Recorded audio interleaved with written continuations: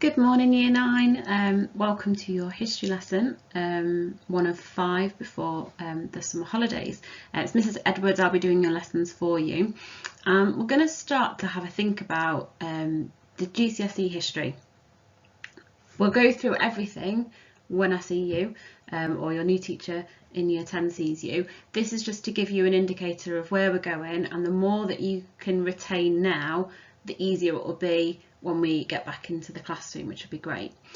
Just to give you a few things that I'll give you again, but just so you are aware. So our exam board is AQA, and over the course of 2 years we're going to look at 4 different modules, and the first module we're going to look at, which we're going to start with today anyway, is Germany from 1890 to 1945, and there'll be a few things that you will already have studied that you'll be quite familiar with. We've also in our paper 1 look at conflict and tension East and West 1945 to 1972, which is essentially the Cold War, and it's really interesting, and I'm sure you're going to get on well with that topic. And then in our paper 2 we have health and the people from 1000 AD all the way through to the present day, which is essentially what I call medicine through time. And then we've got Elizabethan England in 1568 to 1603. So lots of interesting topics that you probably already know because we've discussed them when you were choosing your options. But we are going to start with Germany. Over the next few weeks I'll be doing these lessons. If you have any troubles with any of the information, or you want to check something, or you want to send any work in, please email it to me. I've put my email address on there, so sedwards@johnfernley.org, and I'll be happy to help and answer as quick as I can. So today we are going to be thinking about who was Kaiser Wilhelm II. You should already know a little bit about Kaiser Wilhelm because you did look at him at the very beginning of this year, but I know that our memories might not serve us, so it's a bit of a recap. So we're going to look at understanding and knowing Germany's position and government in 1890 in Germany, and we're also going to explain and evaluate who Kaiser Wilhelm II was and how he was influenced. So a few things before we get started is Germany didn't actually become a unified country until 1871. So after the Franco-Prussian War, Prussia was successful and Germany went from becoming a multitude of different states to one unified country. So when we think about Britain and we think about how long Britain has been established and been around for, Germany is a bit of a baby country. It's not very old at all. It's only been around since 1871, which is not long at all to establish itself. Before Germany, there was a collection of states, and Prussia was the most dominant state. It's the biggest state, and I'm going to show you a map in a few slides along, and you'll just see how dominant Prussia really was. The first ruler when Germany became a country in 1871 was Kaiser Wilhelm I, who was closely guided by his Chancellor Bismarck. And Bismarck had a lot of influence, he had a really strong position. And unfortunately, when in 1888 Kaiser Wilhelm II took over as Kaiser of Germany following his dad's death, him and Bismarck didn't really see eye to eye, and Bismarck lost lots of his power and influence. So this is what Germany looks like on a map if you've not seen it. It's in Europe, hopefully you all know this. All of the orange with the dots, so all of sort of this area, apologies for my skills, that is all Prussian territory. Okay, so that's the size of Prussia. So you can see that state has got the biggest influence, dominating all the way over Germany. And then all the yellow are different German states that have all come together to create the Germany that we know today. So let's have a look at a source and think about who was Kaiser Wilhelm. And you should have seen this source before. Most of you probably would have done this at the beginning of the year. So what I'd like you to do is get a pen, get some paper, or your book if you've got it. And I'd like you to have a go at answering these questions. So who was Kaiser Wilhelm? First of all, I want you to think about, why do you think this source was created? Who do you think might have made this source? What kind of message are they trying to say? So what does the source suggest about Kaiser Wilhelm? What is it trying to tell us about him? How is it trying to influence what we think about him? Can you describe or can you pick out any key points and write them. Obviously you can't write them around your source, but can you just write them? You could do maybe a little sketch of the source and write them down. So this would be a good opportunity to pause the clip now and have a think and answer those questions on your piece of paper or on your book if you can. So hopefully you've had a good go at that source. We can see that the Kaiser looks almost quite menacing, quite angry. He's gripping the world in his hands, so he's obviously wanting a bit of world domination. He's trying to eat it. So what is it saying, that he's trying to eat the world, or he's trying to take over the world, possibly in quite an aggressive way? Okay, so I look forward to seeing what you've written about that source. So Kaiser Wilhelm II became king. He succeeded his father in 1888, so became the new leader of Germany, and he was aged 29, so quite young. And obviously he wanted to prove himself. He wanted people to know that he could lead Germany. He was also a really strong believer in increasing the strength of the German armed forces, particularly the Navy. That was kind of his driving force. Okay, now you are going to have a look at what life was like for Kaiser Wilhelm. Now it's really difficult I don't want to put the link on here because you can't click on it because it's already a YouTube video, but if you search in YouTube for Kaiser Wilhelm II, you will see there is a clip. It's about 7 minutes 55. It's by Alpha History. Okay, I'd like you to take some time now to pause this clip now and go and watch that clip. Okay, you might have seen it before at the beginning of this year, or you might have watched it when you looked at some of the clips the other week that I put on for you to get you thinking about your GCSEs. It will also, we've got a YouTube channel, Mr. Taylor's JFC History. There is a playlist that is called Year 9 Lesson 1, and it will also be on there. So I want you to have a look, and I would like you to watch the clip really carefully and write as many facts about the Kaiser that you can. So you might do it as a bit of a mind map, so you can put Kaiser, oh gosh, it's very hard to write, Kaiser Wilhelm here, and then do a mind map of all the different things you can learn about him. Hopefully a little bit neater than I have. Okay, so pause now, and can you just watch that clip please?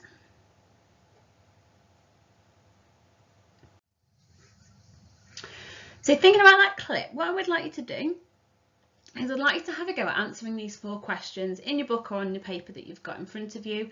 So I would like you to describe the childhood of Kaiser Wilhelm II in sentences. Can you suggest reasons he was jealous of Britain and how he knew so much about it? So what were his connections towards Britain? Thinking about the clip, what does it talk about? Think about who his grandmother was.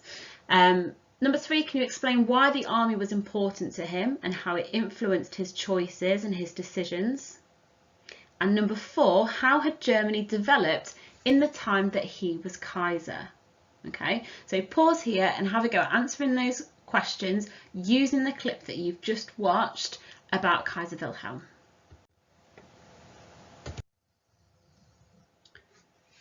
So using that information, we can see that Kaiser Wilhelm was quite an angry character. He had quite a difficult childhood upbringing which influenced him, and also really enforced the fact that he wanted to prove himself to not just his parents but to everyone else around him, that he could be strong, that he could drive Germany forward. And remember what I said earlier, Germany is just a bit of a, it's a small child, it's a baby country, because by this point, when he becomes the leader, it's not even 20 years old. Okay, so he's got to prove that he can carry this country, unify it together, take it forward and bring it in line with the rest of the world. He's looking at Britain, he's looking at the British Navy, and he's inspired and he wants that for himself, for his own country, but he's got to get there. And he's also forgetting that Britain has been a country and has developed its empire over hundreds of years, whereas Germany's not had that opportunity but he just wants to race and charge forward to be the same as Britain and to be better than Britain. And that was kind of his biggest main rival, is to be better than Britain. He'd seen, his growing up there, visiting his grandmother, he saw what Britain was like and he wanted to do better. And I found a source, and this is a speech that Kaiser Wilhelm made in 1891, so a few years into his reign.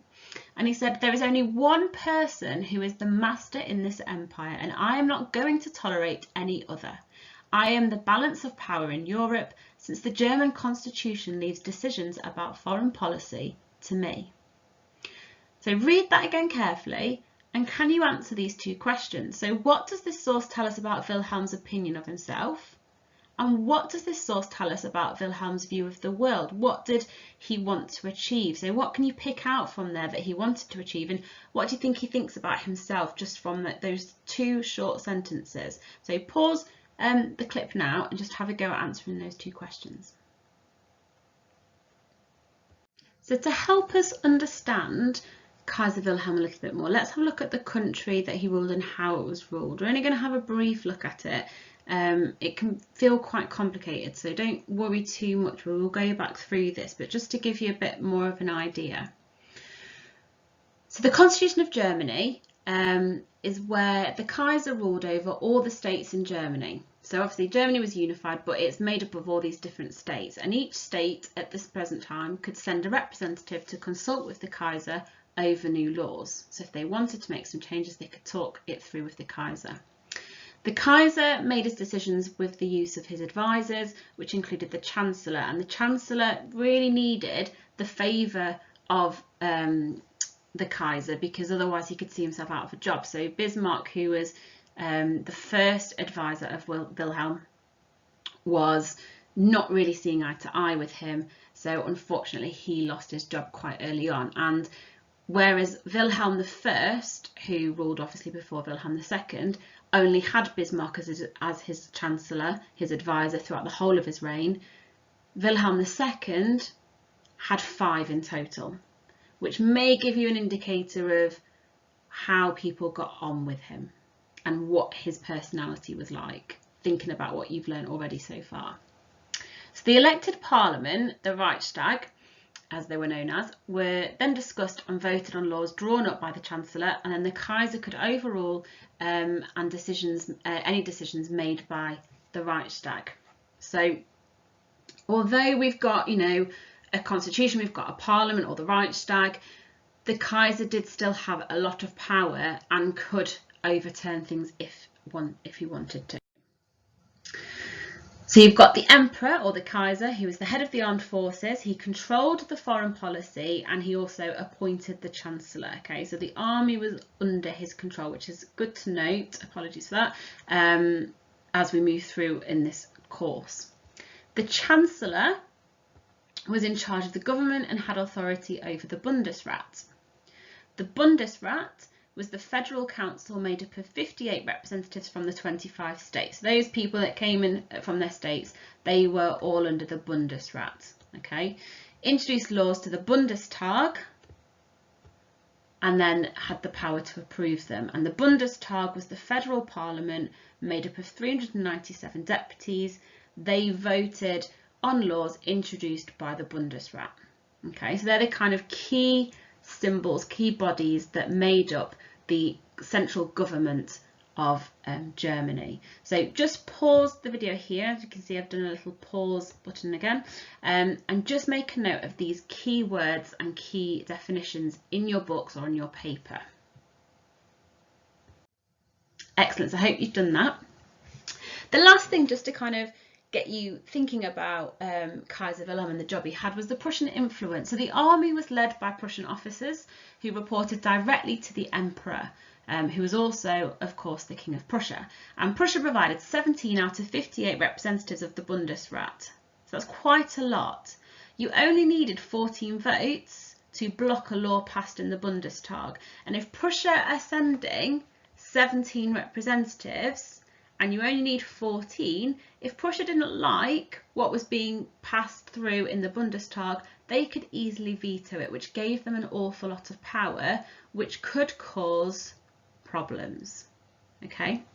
Germany's legal system, civil service and diplomatic corps were dominated by powerful Prussian noble landholders that were known as Junkers.